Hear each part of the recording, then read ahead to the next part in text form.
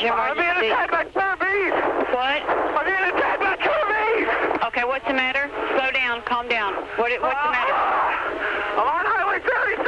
Highway 77? Yes. Okay, where at? Are you trapped inside your car? Past the cut. Dispatcher Dorothy Pollard took the call. What's the problem?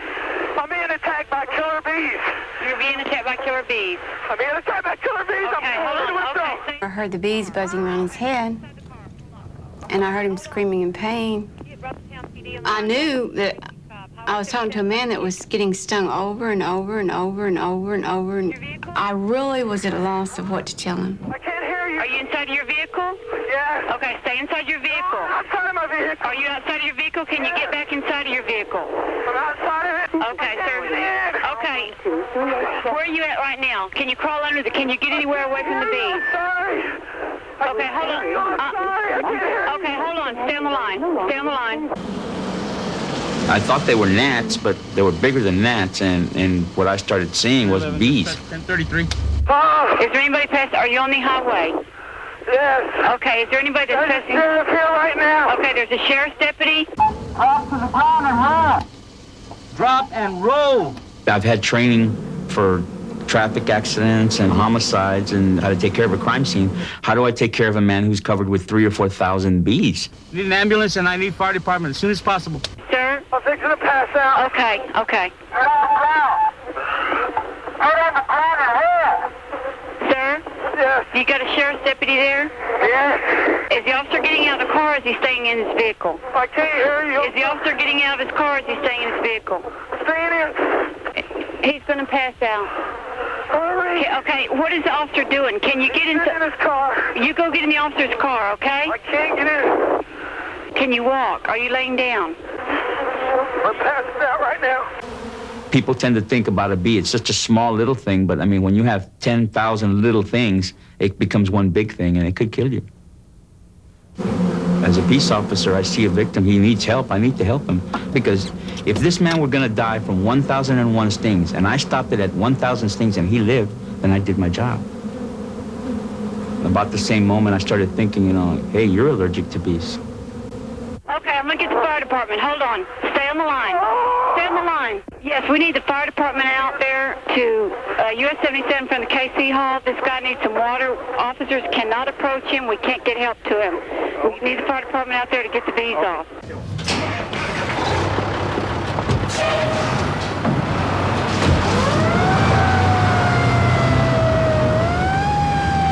Sir? What?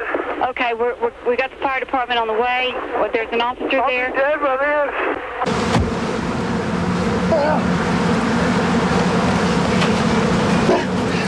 Can't breathe.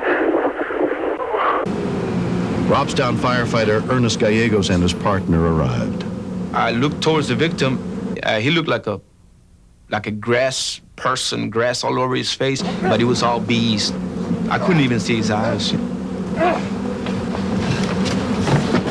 I yelled to Richard, I'm being attacked by bees. Fire Chief Julio Flores took charge of the scene. They just couldn't do it. We didn't have the proper gear for what we encountered.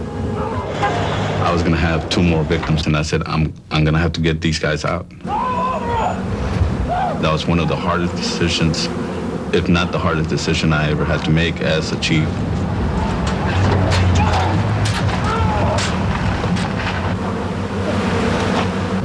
Get him out! Get him out! Animal Control Supervisor Noe Perez had had some training in dealing with bees. If they attack you, you need to immediately leave the area because they will defend their colonies. I knew that there was someone that was being attacked.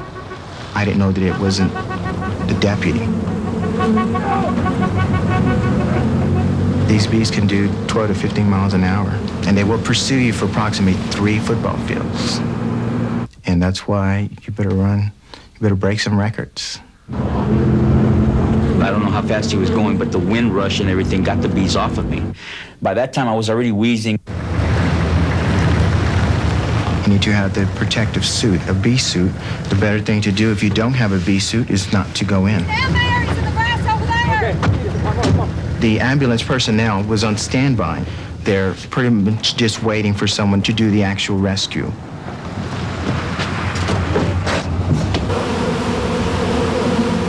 At that point, officers Roland Galvan and Tito Trevino motioned me that they found a victim.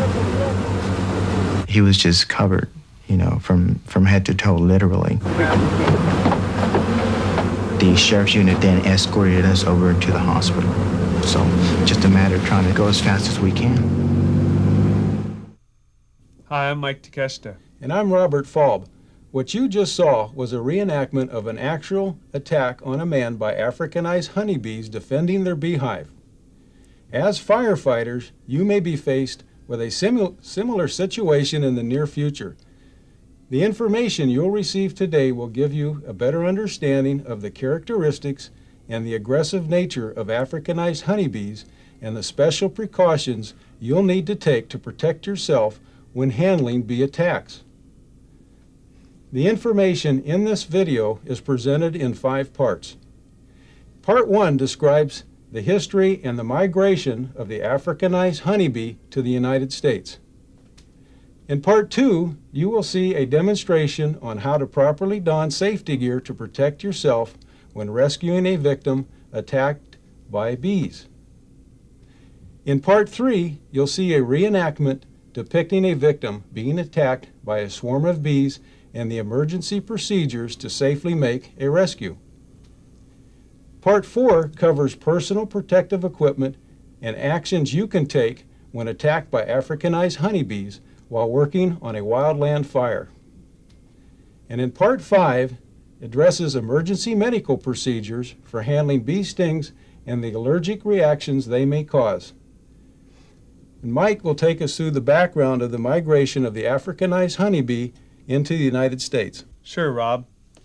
The Africanized honeybee, mislabeled the killer bee, was imported from Africa to Brazil in 1956.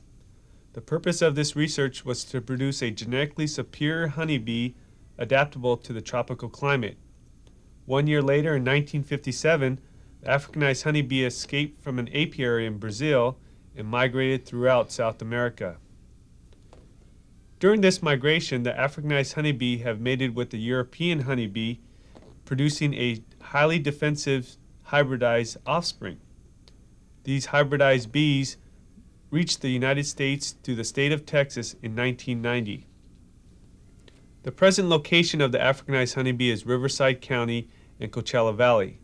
The Africanized honeybee are known to travel distances of 200 to 300 miles in 1 year if the right conditions exist. The Africanized honeybee looks very similar in size to the common European honeybee. Without the aid of a microscope, the Africanized honeybee is difficult to distinguish from the European honeybee. With a new DNA testing technique is now being used to provide an accurate and rapid method of identifying the Africanized honeybee. The bees are also similar in regards that they can only sting once and their venom is no more potent than the European honeybee. However, what distinguishes the Africanized honeybee from the European honeybee is their very aggressive behavior. They are easily provoked, swarm, and attack in greater numbers and will pursue victims over a longer distance, up to a quarter mile. So far, several human deaths in the United States have been recorded since their migration in 1990. The following are important definitions you should know.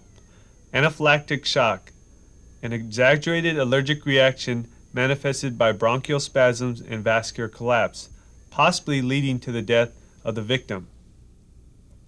Second, inactive swarm, a cluster of bees that are stationary with a small number of bees flying around the cluster.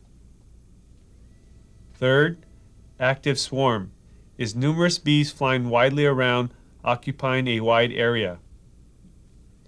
Fourth, safe refuge areas are inside structures, vehicles, or an area clear of the exclusion zone.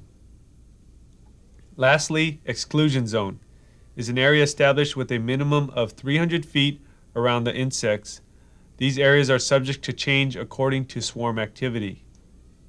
Volume 10, Chapter 2, Subject 19 in the Manual of Emergency Operations covers Africanized honeybee procedures. Please review these procedures for handling Africanized honeybee incidents. Rob? Thanks, Mike. From a firefighter's point of view, donning your personal protective equipment is the most important part of this operation. Africanized honeybees are very aggressive and will enter through the smallest of openings.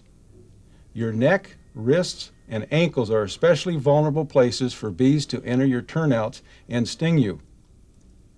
A firefighter whose safety gear is not properly donned can easily become a victim. This firefighter is wearing full turnout gear.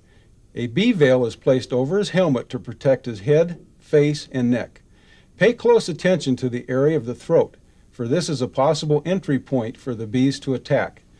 Notice that the firefighter taped the collar flap and the front of his turnout coat along the snaps. The ends of his coat sleeves are securely taped to his gloves, and the bottom of his turnout pants are securely taped to his boots. All these areas are tightly wrapped with duct tape. This will seal off any possible openings where bees may crawl up your arms, legs, or enter through your coat. During an attack, many bees can be found on the ground trying to crawl up your pant legs. Also, be sure to tape the bottom of your turnout coat. Use the buddy system to assure all crew members are properly dressed and safely prepared to effect a rescue. This is vitally important to your personal safety and to the overall success of the rescue operation.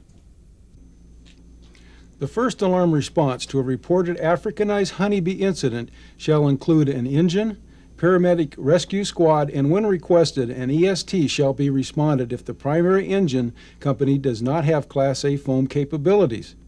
In addition, our ESTs are equipped with portable inline eductors and foam for use by our engine companies. Responding to an inactive swarm of bees, resources shall respond non-code R.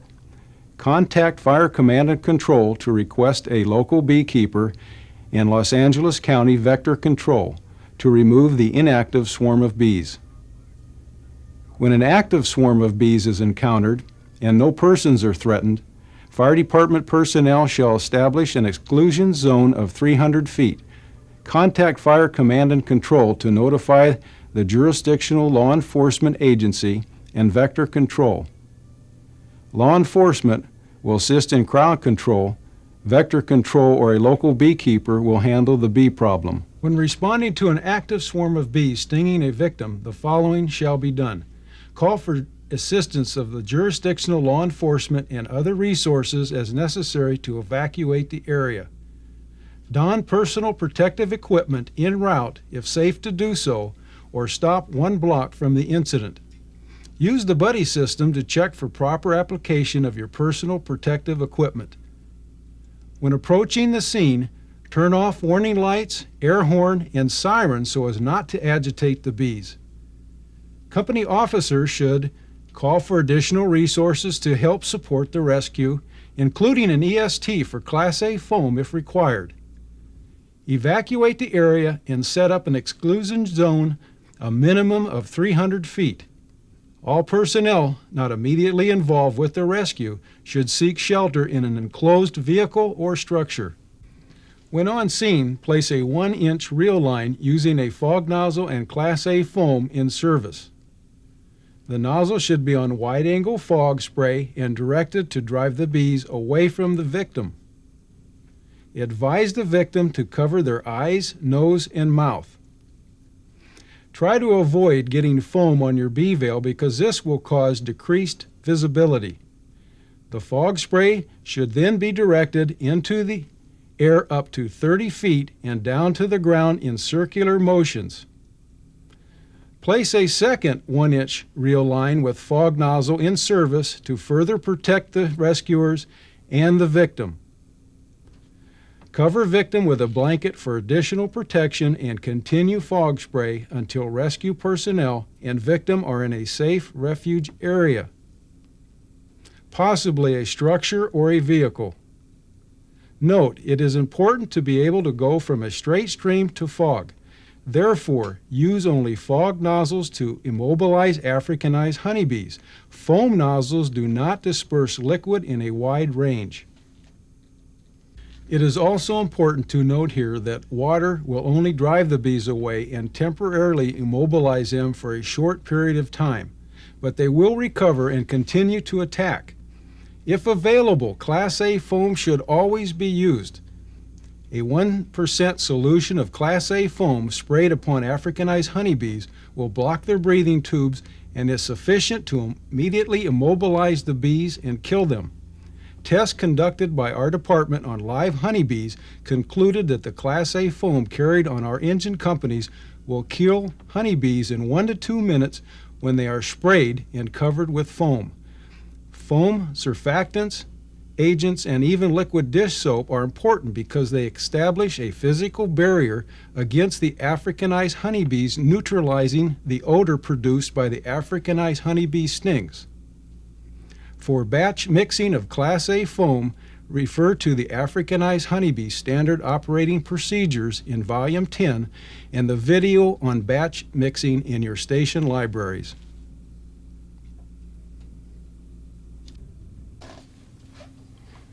Our brush and wildland areas will provide a perfect home for the Africanized honeybee. Someday you may find yourself under attack by bees while working a wildland fire. What you do and how you react will ultimately determine if you are successful in avoiding a bee attack. The following are safety procedures you need to know to protect yourself when working in the wildlands. Wildland protective clothing must be secured at all openings and wrapped securely against the body to prevent entry of flying, stinging insects, including the wildland brush jacket, collar, your helmet, shroud, goggles, and bee veil, wildland brush jacket sleeves, and your pant cuffs. When personnel encounter either active or inactive swarm of bees on wildland incidents, they shall don their bee veil and retreat rapidly from the area using escape routes. Airdrops with foam may be effective in killing or disorienting the Africanized honeybee. Do not hesitate to call for airdrops to protect rescuers and victims. Heavy smoke has also been known to disorient the Africanized honeybee and allow potential victims to escape to safe refuge areas. When personnel encounter flying, stinging insects, they should don their bee veil and retreat from the area, running in a zigzag pattern. Never stand still. Do not attempt to hide in trees or brush because bees will recruit other bees and entrap you. Africanized honeybees that are in a defensive mode around their hives will pursue potential threats from humans or animals up to a quarter mile from their hive. Defensive Africanized honeybees may become agitated from vibration, loud noises, and similar disturbances, such as sirens, air horns, warning lights, and chainsaws. Jumping into water is of little protection. Africanized honeybees will remain in an area for a half hour or longer. Only personnel with full wildland protective clothing, bee veils donned, and the openings of clothing wrapped securely against the body shall perform rescues involving flying, stinging insects. All personnel not involved with the rescue shall seek shelter by moving to a safe refuge area. Africanized honeybees fly at 12 to 15 miles per hour. Most people should be able to outrun the bees. Run in a zigzag pattern to escape the bees. If victims cannot be quickly removed to a safe refuge area, use a fire shelter as a protective cover to exclude additional attacks. Victims shall be removed to a safe refuge area immediately once protective coverings have been deployed. Hello. Bee stings can truly be life-threatening. Did you know, ounce for ounce, bee venom is more deadly than poisonous snake venom? That is why knowing the proper medical procedures for bee stings and acute allergic reaction can assist the rescuer in quickly assessing the bee sting victim and initiating prompt emergency intervention. All BLS providers should follow the following procedures outlined in the treatment of acute allergic reactions and/or anaphylactic shock. Perform primary patient survey, administer oxygen at 15 liters per minute by mask, Ensure an adequate airway utilizing oropharyngeal or nasopharyngeal airways if necessary. Remove victim's outer layer of clothing in a private location to assist in dislodging the stingers. Apply Copex to affected areas. Place patient in a position of comfort, minimizing the patient's activity. Monitor the patient's condition and vital signs at least every 10 minutes. Transport patient to the closest appropriate emergency facility. To summarize the procedures for rescuing a victim of a bee attack: don personal protective equipment en route if safe to do so, or stop 1 block out. Use the buddy system to check turnouts for any openings. Respond additional resources if multiple victims are found or Class A foam is needed. Respond law enforcement to evacuate the area. Shut down all warning lights, air horn, and siren when approaching the scene so as not to agitate the bees. Park in a safe location.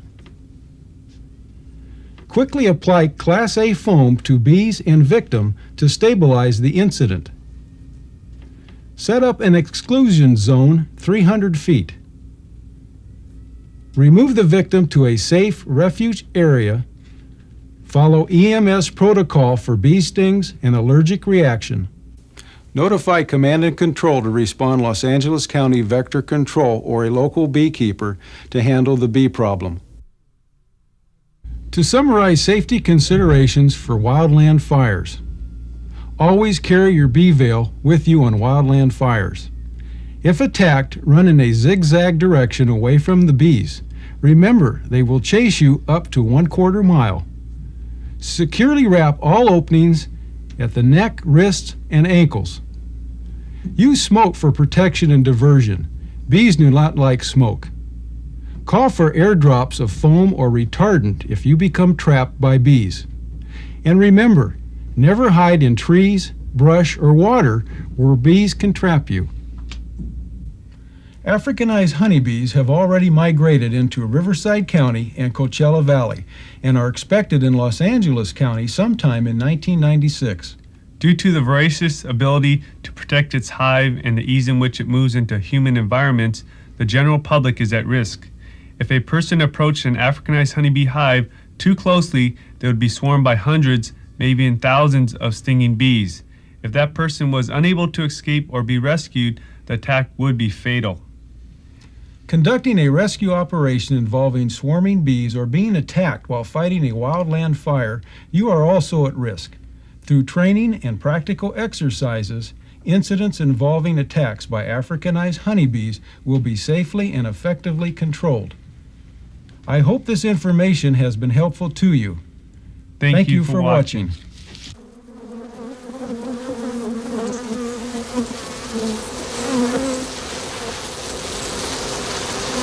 Thank